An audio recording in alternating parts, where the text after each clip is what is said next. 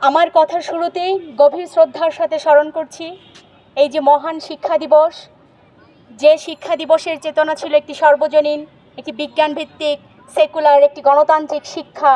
সেই শিক্ষানীতির দাবিতে যারা সেদিন জীবন দিয়েছিল, মোস্তফা, বাবুল, ওয়াজিউল্লাহ সহ নামনা জানা অনেক শহীদ, সেই সকল শহীদদের প্রতি গভীর শ্রদ্ধা জ্ঞাপন করছি।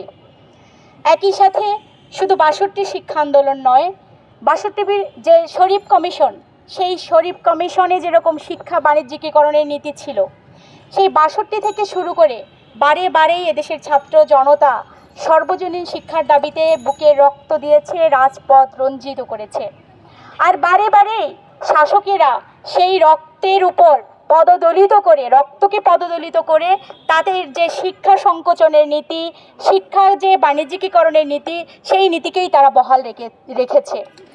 আমরা দেখেছি যে হামিদুর রহমান কমিশন, কুদরতে খোদা কমিশন, কবির চৌধুরী কমিশন, প্রত্যেকটি কমিশন যদি আপনারা দেখেন, মজিদ খানের কমিশন, সেই প্রত্যেকটি কমিশনের চরিত্র কিন্তু এক, ভাষা পাল্টে গেছে, তাদের অনেক শব্দচয়ন পাল্টেছে, কিন্তু মর্ম কথা, ভিতরের কথা, তাদের যে মূল সুর, সেই সুরটি কিন্তু একই রয়ে গেছে।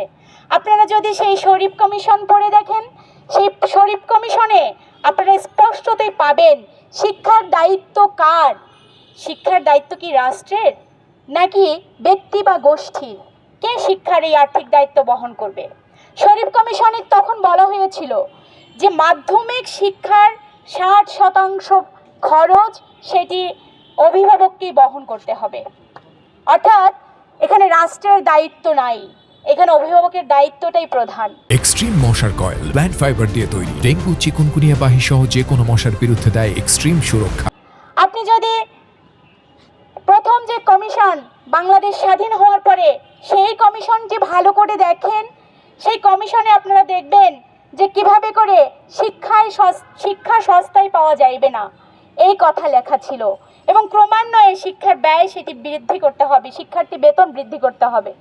আপনি যদি সর্বশেষ কবির চৌধুরী শিক্ষানীতি দেখেন ২০১০, সেই শিক্ষানীতি ২০১০-এ আপনারা খেয়াল করবেন যে উচ্চ শিক্ষা সস্তায় পাওয়া যাইবে না, অর্থাৎ যার যেমন টাকা, যার যেমন সামর্থ্য, তার তেমন শিক্ষা, এই নীতিতেই পুরো গোটা দেশের শিক্ষা ব্যবস্থা সেটি পরিচালিত হচ্ছে। আপনারা বেশি দূর যেতে হবে না, এই ঢাকার মধ্যেই এমনও স্কুল রয়েছে যে স্কুলের মাসিক বেতন, প্রথম শ্রেণীর একজন শিক্ষার্থীর মাসিক বেতন রয়েছে ১ থেকে ১.৫ লাখ টাকা।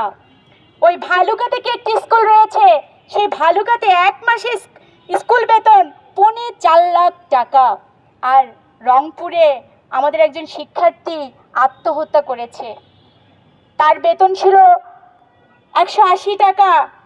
তখন যখন তার বাবা সেই পরিশ্রম করে তার যখন টাকা দিতে পারে নাই, তখন সে পরীক্ষায় অংশগ্রহণ করতে পারে নাই, ১০০ টাকা নিয়ে গিয়ে সে শিক্ষককে পায়ে ধরে বলেছিল আমার পরীক্ষাটা নিন। যখন শিক্ষক তাকে পরীক্ষা নেয় নাই, তখন সে ৮০ টাকা না দিতে পারার কারণে সে অংশগ্রহণ করতে পারে নাই।